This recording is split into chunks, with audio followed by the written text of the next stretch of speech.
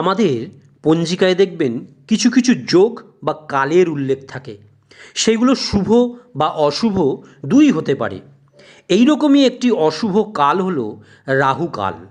জ্যোতিষশাস্ত্র অনুযায়ী সূর্য উদয় থেকে সূর্যাস্ত পর্যন্ত সময়টিকে ৮টি সমান ভাগে ভাগ করলে সেই ৮ ভাগের একটি ভাগের অধিপতি হলো রাহু।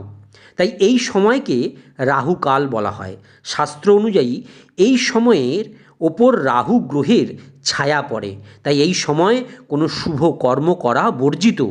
স্ক্রিনে আমি দিয়ে দিয়েছি যে সপ্তাহের কোন দিন কখন রাহুকাল থাকবে। যদিও সূর্য উদয় ও সূর্য অস্তের সময়ের হেরফেরের জন্য এই সময়েরও কিছুটা হেরফের কিন্তু হতে পারে।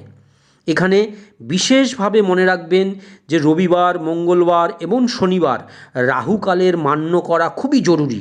তবে রাতের বেলায় রাহুকাল কিন্তু মান্য হয় না।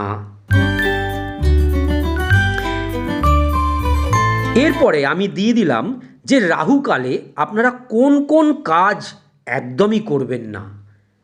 দেখুন স্ক্রিনে যাচ্ছে যে রাহুকালে কোন কোন কাজ আপনাদেরকে এড়িয়ে চলতে হবে। তবে হ্যাঁ, গৃহ বা ব্যবসায়ের নিত্যকর্মে কোনো বিধিনিষেধ কিন্তু থাকে না।